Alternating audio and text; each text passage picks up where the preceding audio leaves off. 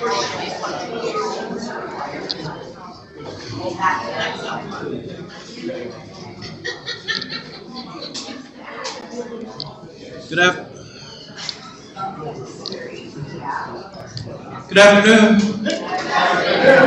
Did I startle you? Welcome to Lunch with Books. Please turn off your cell phones if you have one, or put it on vibrate or whatever you do. Just a couple of announcements. Next week on the 19th, our friend Dr. Chuck Julian will be back, and he's going to tell us all about architect George Bradley Cunningham, who designed Warwood Grade School, among other structures. And then on the 26th, Cindy Hubbard, who is currently in Africa with the elephants, will be here fresh off the trip to tell us about Shelter Wildlife Trust, which allows you to adopt a baby elephant, which I have done. His name is Lodo. It's very cute. Yeah, you can do the same. But she'll be telling you all about the baby elephants on the 26th. Okay. So today we have for you, as you can see, the First Presbyterian Church of Wheeling, Our First 200 Years, new book. We have people involved with creating the book, and the first speaker is one of the editors, and I will just bring him up here, Tom Hazlett. Come on up, Tom.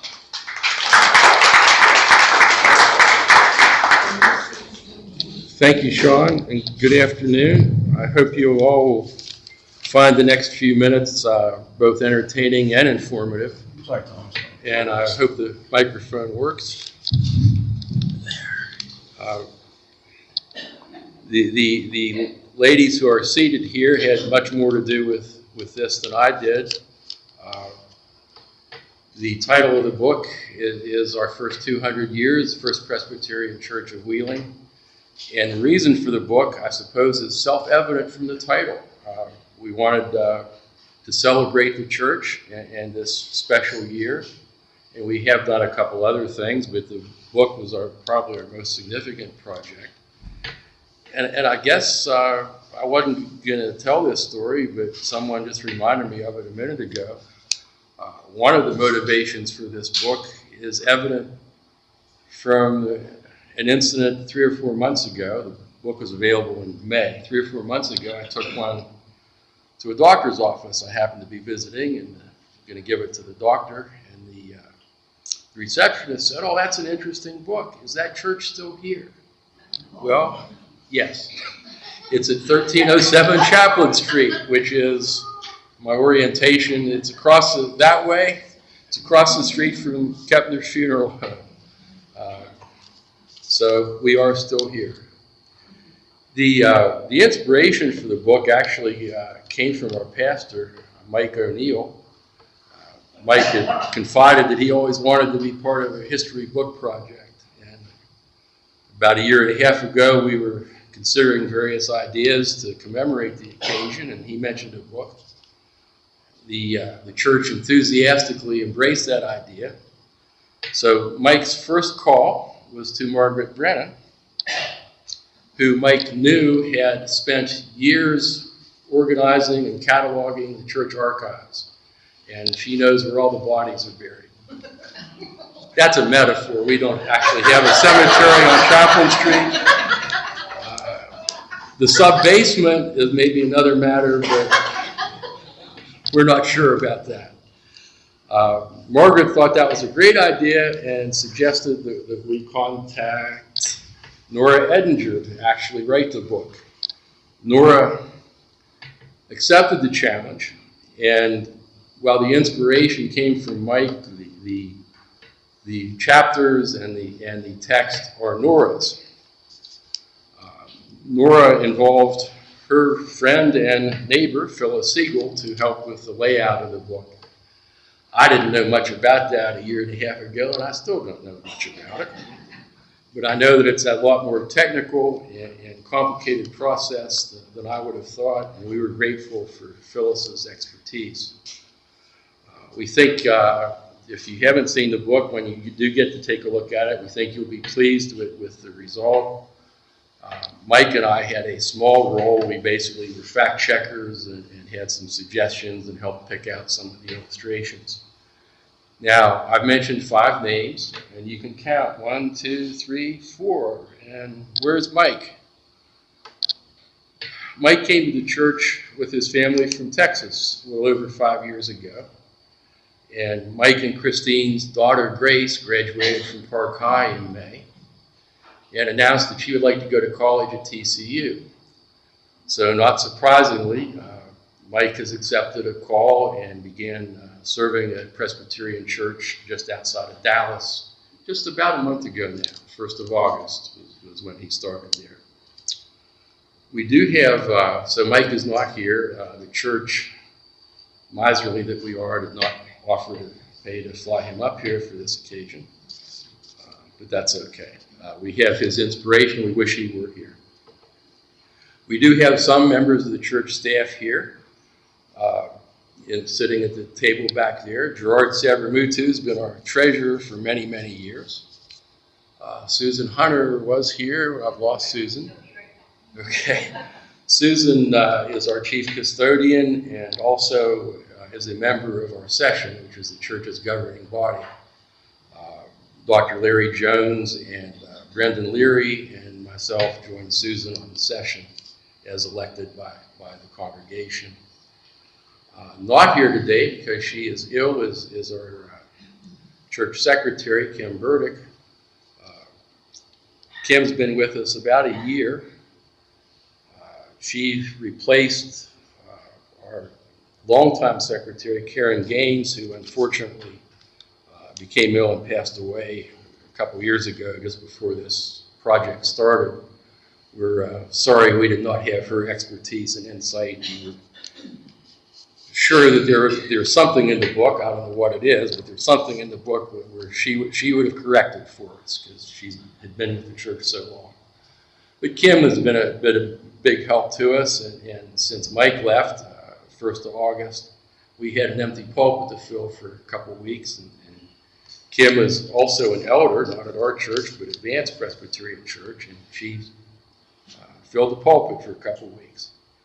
Fortunately, she doesn't have to do that anymore because the newest member of our church family celebrated Tuesday her 2nd Sunday with the church, Reverend Margie Carr, who is seated back there with the other folks.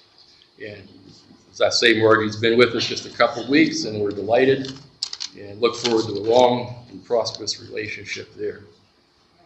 Now, that may sound like a commercial, but it's not. Here's the commercial. We would love to have you all join us any Sunday for worship at 11, to hear the word of the Lord as preached by Reverend Margie.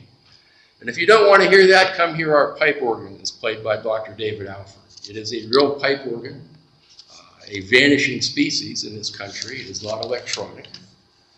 And while you're listening to the pipe organ, it's likely that you'll hear something from Pastor Margie that might make some sense to you. That's the first commercial. They come in bunches. The second commercial is the book. It is available for purchase. It is not a fundraiser, but it is a fund recovery program. The books cost us, Gerard, you can help me, I think between $22 and $23 a piece to have printed. And they are available to you, not today only, anytime, for the low, low price of $25. We have some available here today.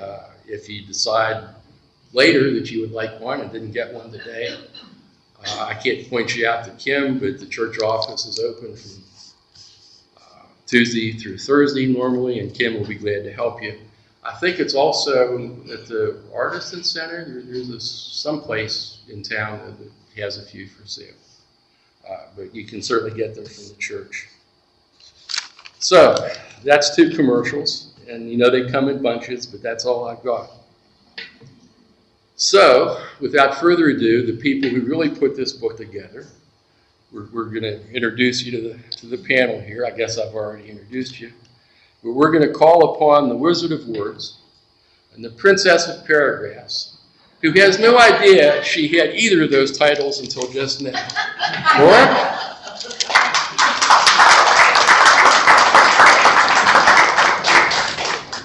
I think I'm going to get a T-shirt with that. I like the Princess of Paragraphs. So, well, thank you for coming out to the program today and taking time out of the middle of your day, and especially to First Presbyterian Church, all those that are represented here today, present or past, because I know we have a couple of choir members that have a long history with the church. And thank you also to Sean and Julia and the library for letting us share the story of the book. And with 200 years of history, it was hard to decide what to write about, and it would be impossible in a lunchtime program to really summarize the entire book. So we thought we would share a little bit about how we put the book together and why we picked some of the subjects that we did. And really, the person to my left, Margaret Brennan, is a critical component to this, because as a long-term historian and a lifelong resident of Wheeling, she was really the perfect person to be the archivist for First Presbyterian Church, but she's actually worked with many archives. So if you go around town and you see statues or monuments, a lot of times Margaret was the person behind that. And if Margaret doesn't know it, it probably didn't happen. she knows a lot. I said I wish I could just walk around town with her with a tape recorder. So she first approached me in the fall of 2021, and I was a little hesitant because I was doing a lot of journalistic writing at the time, and I knew when you do a book, it's just a large project, and it's a long project. So it's not the short cycle of newspaper journalism or even magazine journalism. And I knew nothing about First Presbyterian Church. I'd been in the building one time. I'm not a long-term Wheeling resident. We moved here in 2006, so I thought, I'm not really sure I'm the person to do this. But the more I started thinking about it, I thought, well, really, a story is a story. And we got into it, and I thought I'd be interested in knowing more about Wheeling, because I knew the highlights. I knew about, like, Betty Zane. I knew Big Bill Elias. I knew, the big stuff. But I really didn't know the intricate details. So I thought, well, we've lived here. This is where we've raised our children. I might as well really have a deeper understanding of the city. So we started, it was about February of 22, we started to earnestly think about what are we going to include in this book? Because the archives are large. We have everything there from sets of china that were once used in, for the beautiful church dinners that churches had when they were flush with people and activity. Everything's up there. And so we're thinking, how on earth are we going to decide? Well, Margaret, in her wisdom, she knew the highlights right away. And without her, we'd probably still be in the archive working at this point instead of having a finished book. But she knew that there were things that just had to be covered. Obviously you're going to cover your pastors. You're obviously going to cover your founding story. She knew that the music program had been a critical part of this particular church's history. She also knew that outreach programs, which include Laughlin Memorial Chapel, really needed to be included. First Presbyterian Church also planted pretty much all the other Presbyterian churches in the county. And so that was a critical part of it, is that it was a mother church, even though it's the smaller church now compared to Vance. It was one of the first, and it really had an important role there. But then she also knew, when Tom joked about where the bodies are buried, she knew the quirky things in the archive. One of the things that I found fascinating was the church's in possession of the pulpit that Billy Sunday, who was a rock star evangelist, if you know of Billy Graham, Billy Sunday was as big, if not bigger. He was huge for his time. He was a professional baseball player that became a Christian and then became an evangelist. Well, he did a significant revival in Wheeling in 1912. And during that revival, one of the Presbyterian churches had loaned him a pulpit. And he was a very vigorous preacher, we'll say. And there's a crack running down the middle panel. And the story in the archive is that either he kicked it or he jumped on it during one of his sermons. And so if you get into the archives, and this is actually in the memorial room on the first floor of the church, you can actually see this pulpit from more than 100 years ago, what was going on. So we decided to dedicate a whole chapter to that campaign, because the church Billy Sunday was Presbyterian. The church was very heavily involved in that campaign. So another thing, she knew interesting things about the building, like just how the building had changed over the years and where the organ had been. First it was at the back of the church, then it was at the front of the church, then they had an electronic one for a while, then they went back to a pipe organ.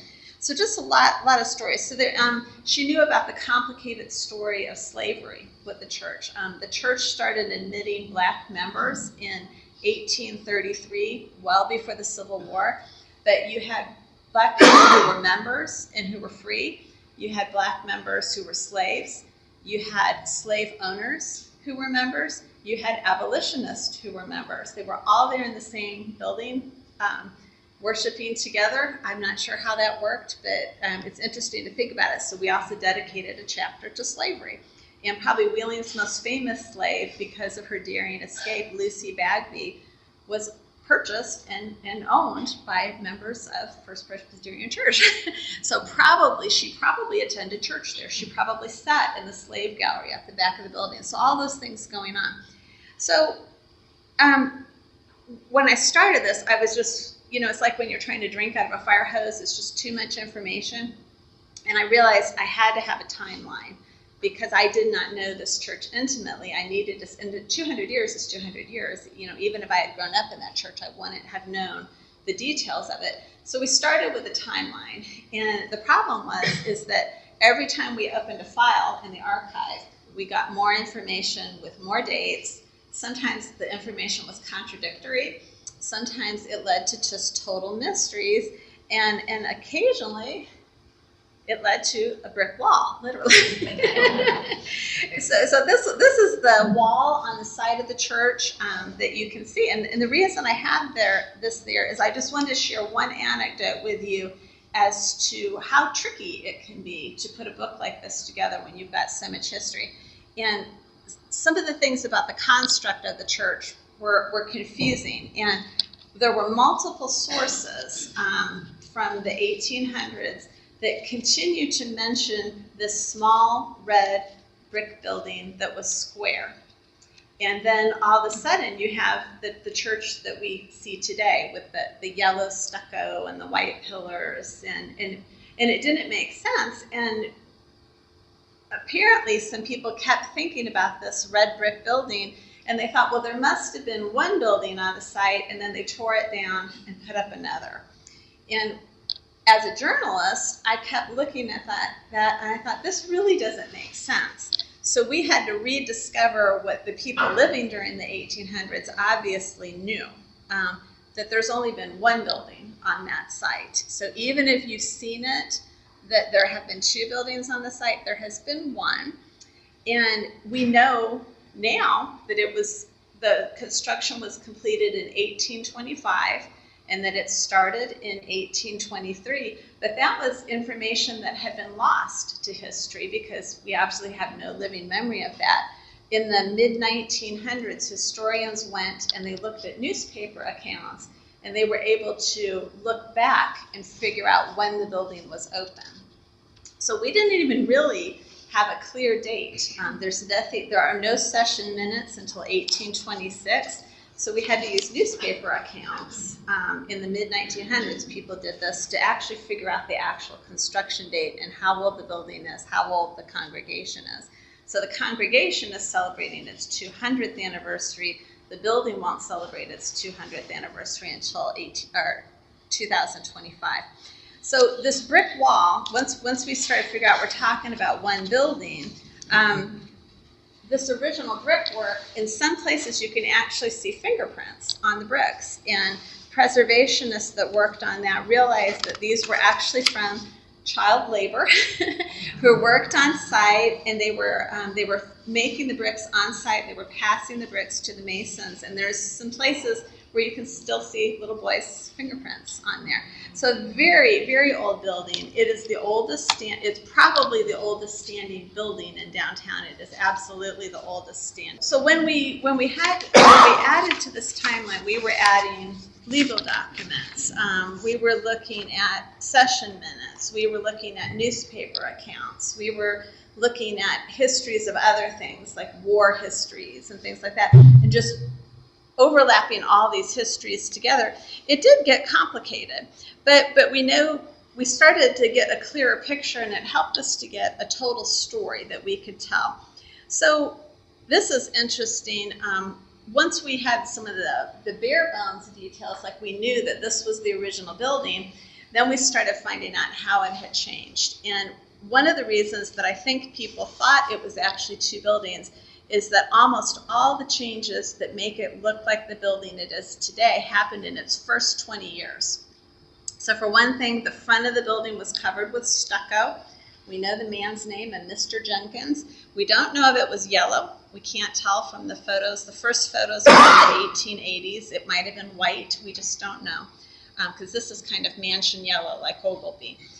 So that might have been a later addition. We also had an interesting addition at one point. That probably doesn't look familiar to anyone because that tower is no longer there. But in the 1830s, the city and the church collaborated to put up a clock and a bell tower. And most people would not have had any way of telling the time formally at that time. So this was the city's timepiece. But as you can see, it was extremely large. I'll show you, even in a model, extremely large. We also realized that, and this little factoid didn't make it in the book, but the clock had to face the river because you couldn't. It's not facing the front of the road. But there was a bell in it that was from a decommissioned steamship. So we started thinking about this, and we realized when we dug a little deeper, they were having problems with this. Can you imagine what might possibly go wrong? Within 2 years, they were doing roof repairs, and it never stopped. It never stopped. And eventually, even though the structure was entirely made of wood, so it was intended to be somewhat lightweight, it was not. So not only did they have trouble with the weight of it, we don't know exactly what happened, but in the session minutes, at one point very early on, they decided they need to lock the access door.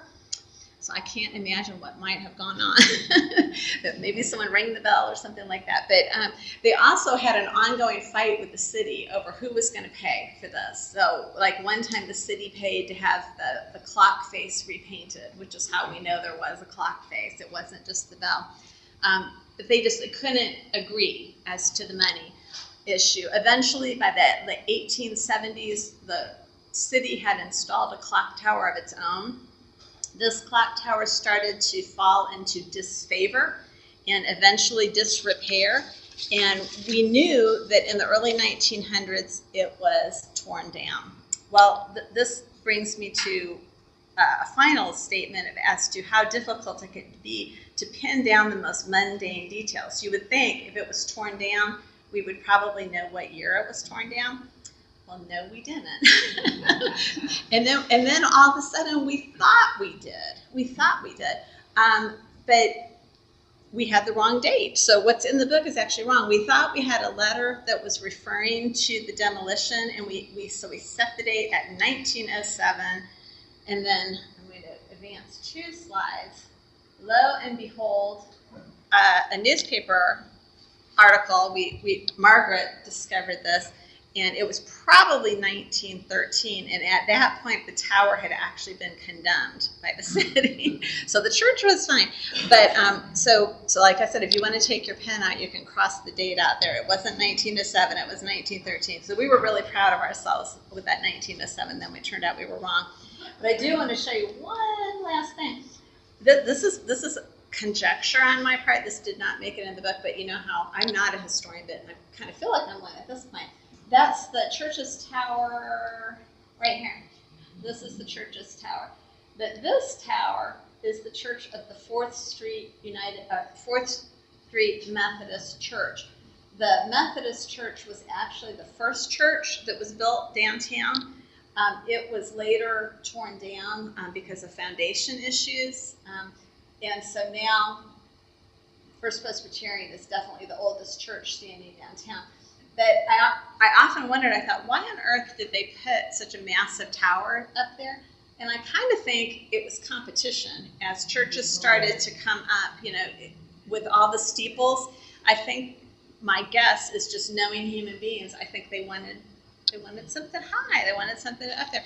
So it was kind of interesting that First Presbyterian's story, because it's such an old church, is really Wheeling's story. And it's also the story of the American church, because First Presbyterian started on the American frontier. So its story arc, how it rose and became huge, we're talking 1,100 members, and how it has declined as our church, the church's nature in America has changed. It's really an American story, and so it's an interesting one. I'm glad I got to do it, and I appreciate it. If you've had a part of this church, or really just a part of this city, thank you for letting me tell this story, and I hope you enjoy hearing from Phyllis next. So she is going to talk about this is what the church, this is what the church looked like after they tore the tower down, and then that little building, they purchased that. That was one of the Dr. Fawcett's offices, and that was like it was a parsonage, but they also had recreational space in there.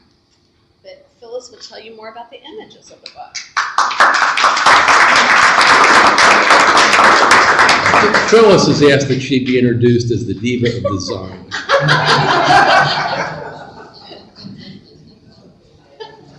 And I have a name for Margaret now, too. Hello, everybody. Thank you for coming. This is not my speech. This is a prop. As everyone said, my contribution was its design. So I will... Yes. So my contribution was design, and design has been my forte for many years. At the Times Leader as life editor and managing editor, and then at the Wheeling Papers as design editor for almost 20 years.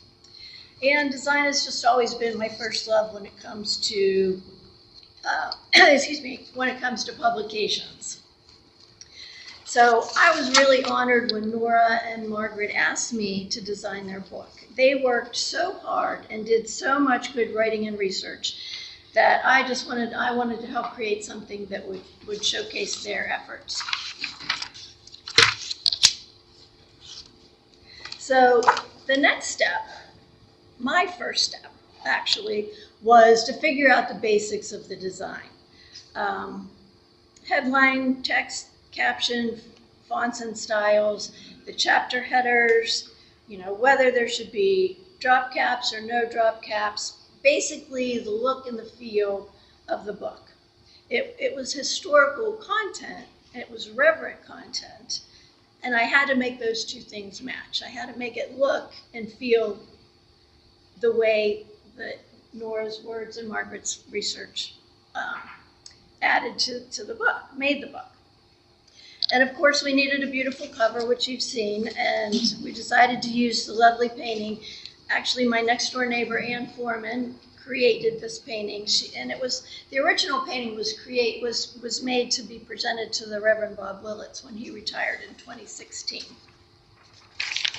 So after all that part was created, the next thing I had to do was just wait for Nora to get me all my stuff.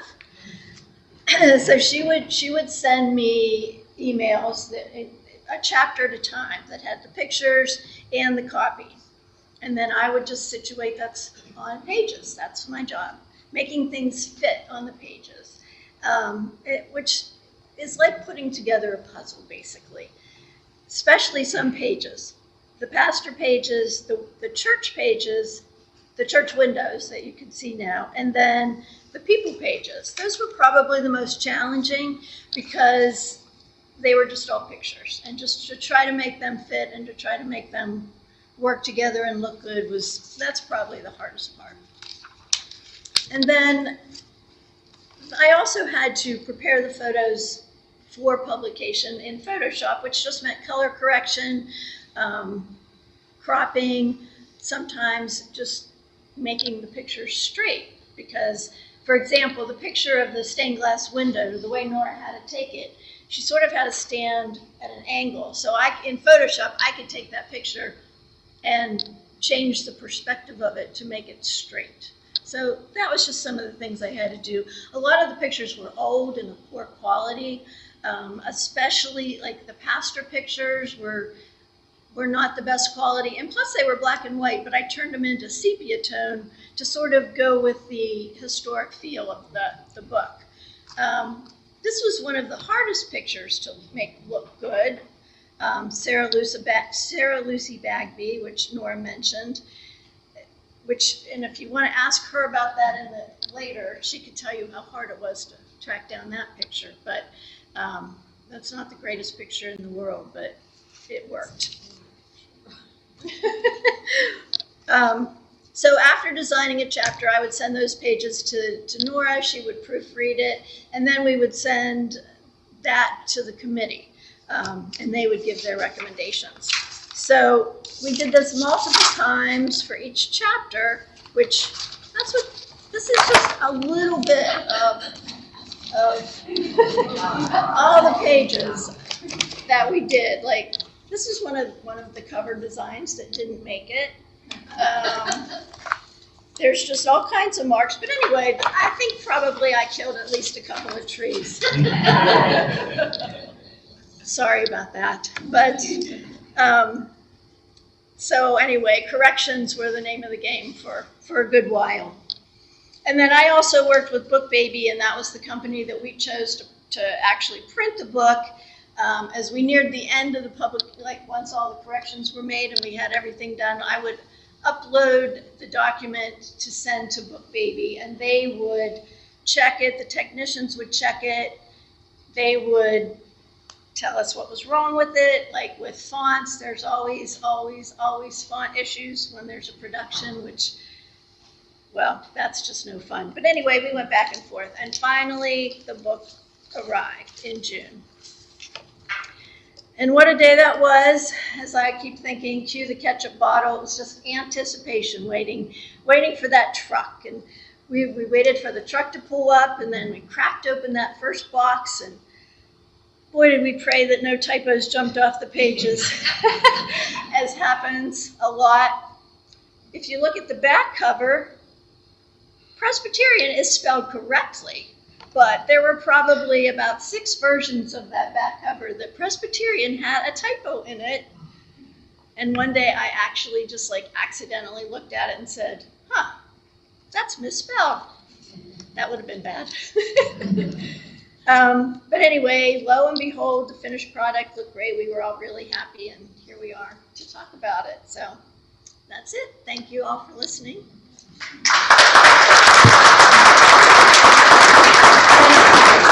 And I'm going to introduce the maven of memories, Margaret Brennan. Thank you.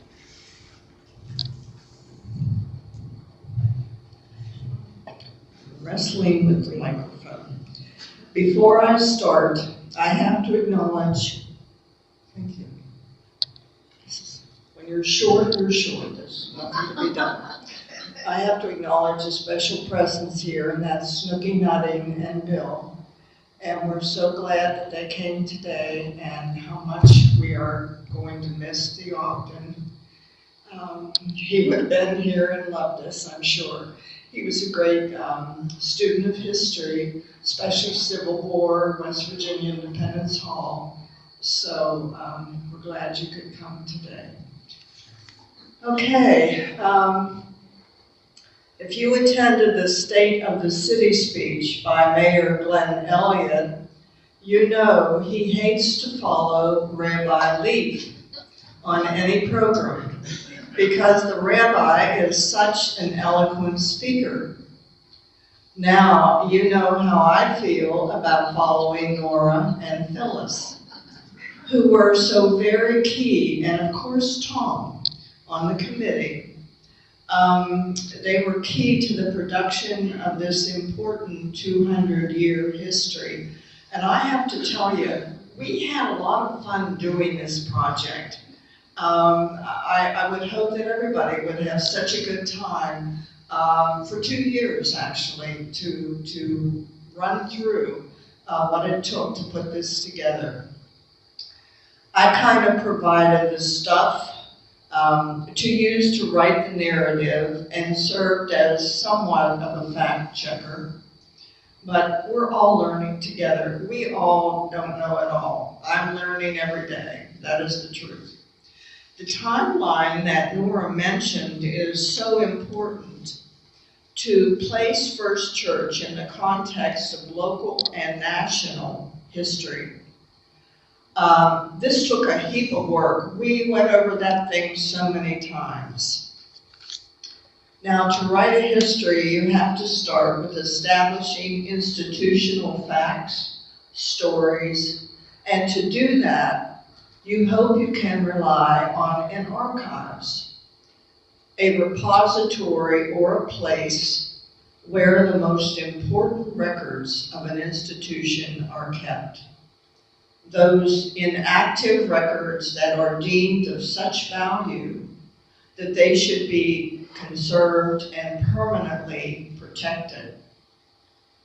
We were lucky to have an archives in place at First Church, set up by Jane McConnell in 1993, and she's now in Las Vegas, Nevada.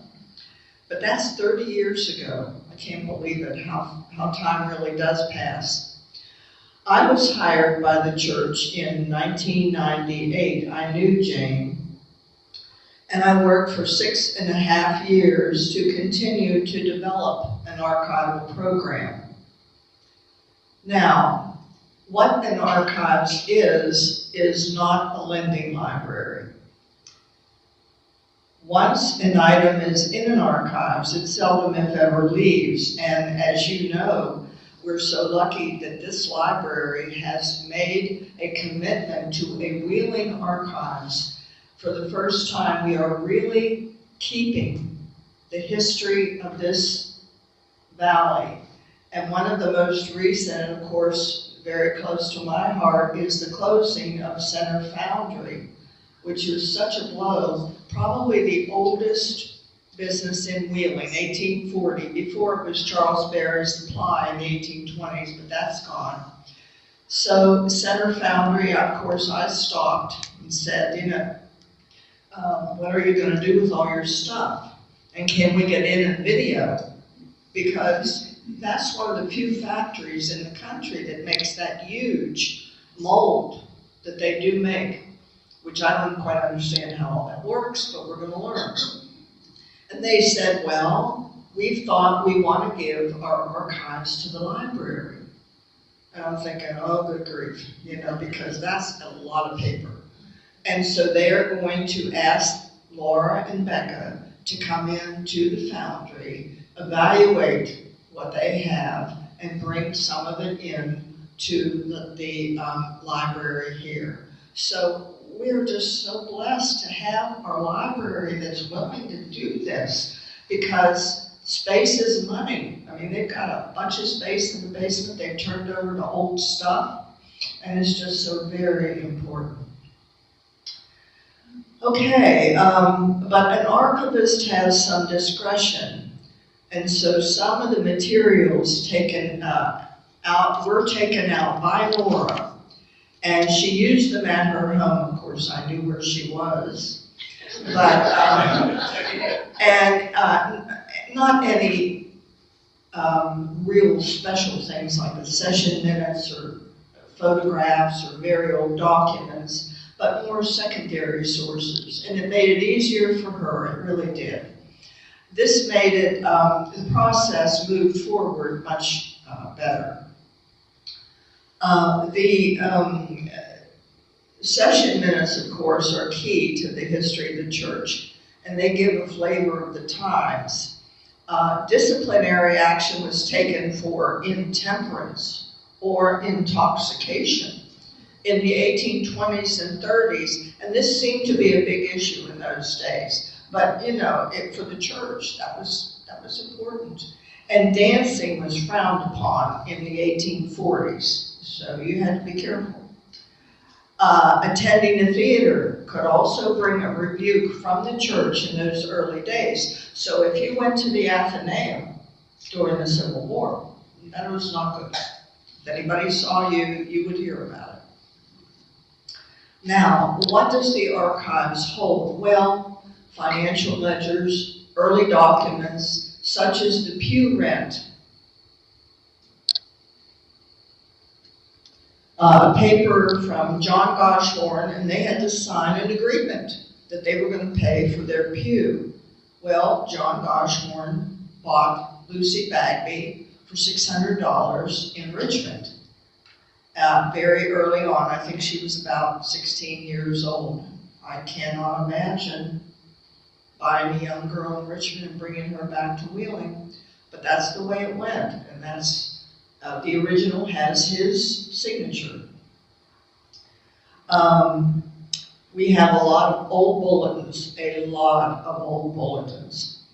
and many photographs of the church. Here are a few. The pastors, of course, the members, the activities, your basic stuff in any church archives. And think of the history that swirled around that building for 200 years. Lindsley School started right across the alley. All those kids running around. The Delaplanes and the Courier family were right to the south. That old house you saw, that was the Courier family. They're all buried in Greenwood. The Delaplanes is Lee Paul's. That's the original house. They built it out front. But that was where the Delaplane, a big family, very important in Wheeling. The Hughes family, Gene working on those buildings, they lived right down the street. The Howes, Sarita Howe, Ogilvy, her family was right there. The Cummins, the Spidels, they were all tied up with this building through the years. The church also now has the archives of First United Presbyterian Church, Second Presbyterian Church, Second United Presbyterian Church. There were a lot of Presbyterian churches all over the city. And what shall we do today? Well, let's set up a Presbyterian church. That's a little facetious, but sometimes you do wonder how they all started. I kind of know some of that. Now, the people may go, the churches may go, but the records can survive and carry the story forward. There are usually in archives a mountain of old newspaper clippings, and I'm the worst of this, and you will probably keep clippings too. It's always a challenge. They can hurt anything they are near, so you want to segregate clippings or Xerox them and pitch the originals, your choice. To preserve the church records, you have acid-free materials that can contribute to the deterioration of the documents. Something like a Hollinger box, polypropylene sleeves. Now the sleeves you can buy at Wheeling Office Supply.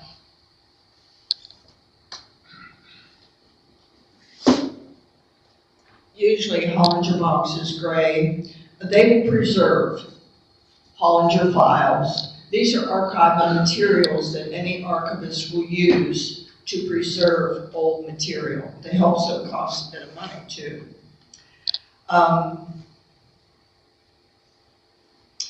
Archival materials for your family history. You may think about that. It's not just churches, of course, that want to have an archives. We all have our own little personal archives. It might be under the bed, it might be in a closet, but it's there.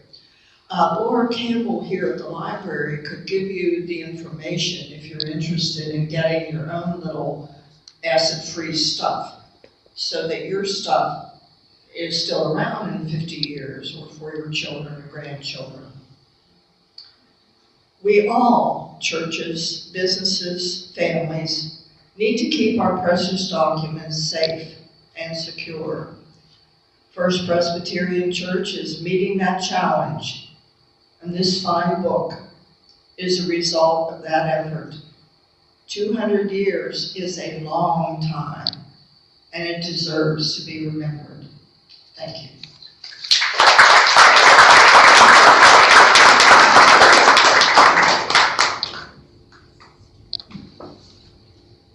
Quick story. Margaret was talking about the church frowning on such wild pursuits as dancing. I've been reading a fair amount about Abraham Lincoln recently. He never joined a church, but he did, during his presidency, regularly attend the New York Avenue Presbyterian Church, a few blocks from the White House. But he, of course, was shot on Good Friday.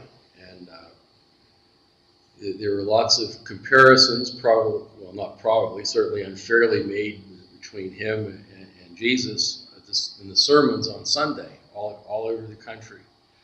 I have read that there was more than one pastor who didn't mention Lincoln who was fired as a result of not mentioning him on Sunday.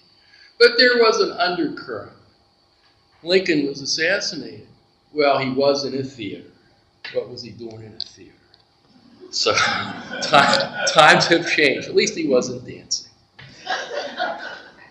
As Nora mentioned, this book is a history of the First Presbyterian Church of Wheeling, but it is much more than that. It is a history of Wheeling. The timeline, I just checked, is about almost 20 pages at the beginning of the book. A lot of things I didn't know that she dug out. I think the first entry was like 1517. So there were not a lot of churches around in those days. So anybody who is interested in Wheeling history, we think that this book will be a valuable addition to your collection. We do have time for some questions. Yes, sir. I would just make a general comment. I'm Chuck Julian. When I first read the book and I read the section on slavery, I immediately recommended it to Ryan Stanton as a good way to illustrate the history of slavery in Wheeling. I thought it was an excellent background of it and could serve really as a model for someone studying the history of slavery in Wheeling. So job well done. Anybody else? Questions, comments? Yes, ma'am. Where were the windows made? We have lots of windows from lots of different eras, some of which have been imported from churches that are no longer there.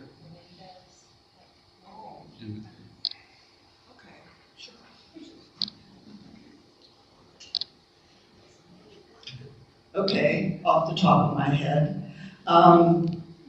Most Presbyterian churches have very simple windows. You don't see a lot of Tiffany type stuff in their windows, except, and I would encourage you, someday, Tuesday, Wednesday, Thursday, there's always somebody there. Ring the bell, they'll let you in, come in and look around. The sanctuary can seat, 800 to 1,000?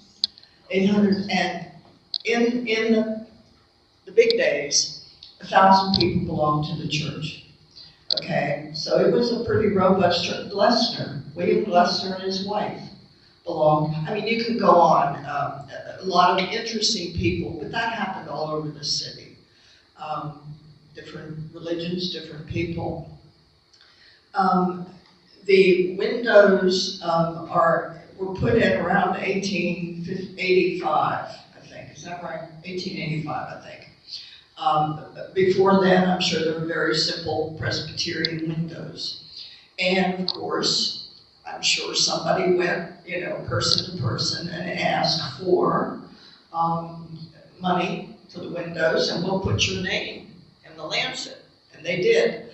And it's interesting because, for example, Dr. Todd, if some of you went to the Windows program at the church, Dr. Todd of Todd's Little Liver Pills. I mean, his building is still on 14th Street. He and his friends made a lot of money off those little liver pills. And apparently Todd Hupp in Morgantown has a album which has the secret original recipe for the little liver pills, and I mean, what was in there? Coke, cocaine, morphine. I mean, in those days, you know, they put all kinds of stuff in things. I suspect they sold a lot of them. People must have felt better when they took them. So, but his name is one. All kinds of, I won't say everybody in a church is important, but interesting people, their names in those windows. So they were put in the 1880s. Possibly the front windows, maybe when they were conserved some years ago, they thought they may be original to the church. And that could have been the oldest, some of the oldest glass in Wheeling, but you don't know. What drives you crazy, we don't know who did the windows. We just were never able to pin that down. And it could have been somebody from Wheeling, but it could have been somebody from Pittsburgh. Pittsburgh had a lot of glass people running around, or Columbus. We just don't know. But if you go into parts of the church, you will find Tiffany-like windows, which are gorgeous. And they were done by a Columbus firm, but they are not from First Pres. They are from Second United Presbyterian Church, which put in some seriously gorgeous windows, probably cost an arm and a leg, and you can appreciate the beauty of them. And when the church closed, they moved pieces. There's one story where there's a large cross that's on a wall at First Presbyterian, which was in Second United. And so there was a man that was carrying that cross down the street, which wasn't that far from Second to First, and the police got called. Oh, somebody just stole the cross. I mean, no joke. And so they accosted the guy, and he explained. But these windows were brought in, installed, and they really are gorgeous. There's a memorial room in the church, which you can look at. That's where the Billy Sunday pulpit is. And when you touch that, you're touching Billy Sunday. That's what I love about stuff that's historic. It puts you in direct contact with that person. And it's really quite exciting. And there are pictures of that pulpit. Right there, actually, or maybe somewhere, on the stage. Wouldn't we have loved to have been there to hear? Can you imagine thousands of people every day for multi-days going in to hear that man? He must have been something. He really, and he played baseball with, I think, one of the Caldwells. Somebody in Wheeling knew him, and so he took him up and he had him up on the stage with him. So he had a Wheeling connection because he was big time, and for him to come to Wheeling was a big deal. And they said that when he left, all the now, okay, the Catholics, they were involved. They were, no way was they were going to be anywhere near Billy Sunday. But apparently, from what I understand, the congregations of the Protestant religions were all raised up. And First Christian Church was able to build that church in Center Wheeling because their congregation kind of exploded. And then, of course, then they were able to make money, to raise money and to build that church, which is, of course, no longer used by First Christian. But he had a definite effect on Wheeling, even though he was an outsider. That's more than you wanted to know. That's what I know about the witness.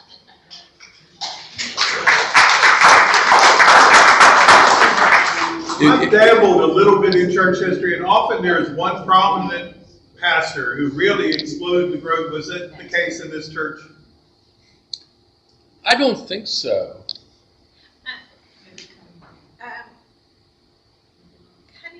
David Cunningham was the longest serving pastor, but really the growth of the church, one thing, if you actually look in the timeline, we tracked membership and we also tracked the city's population, and it's just very clear that as the population grew, the church was growing. There were a couple, Samuel Gibson was definitely, he was not there for very long, but he was there in 1920s off the top of my head. He was definitely a superstar. He got on the radio. the church was really growing rapidly. So that was his tenure, even though it was short, that was the most rapid period of growth. But it was very steady growth all along, and as the populations of the city started declining before the church population started, church membership started declining. Church membership started to decline around the 1960s. Yeah. But it wasn't as dramatic. It wasn't as dramatic inside the church as it was in the city as a whole. But no, it was consistent. Those of you who have the book can turn to page 61 and look at Susan Smith's picture and see that she hasn't changed at all. There's snow on the roof now. Any other questions? We appreciate your all. Yes, ma'am. Do they still have a bell on the tower? That's an interesting story.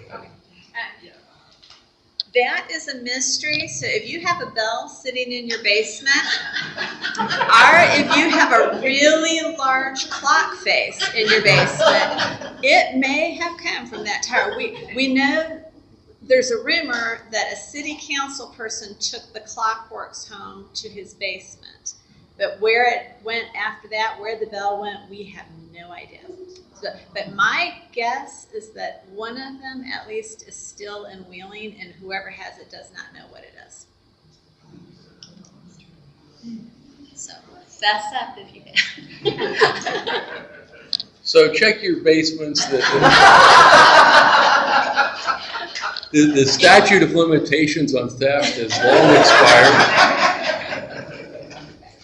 Anything else? What's the number in your congregation right now? 35, 40. Thank you all for coming.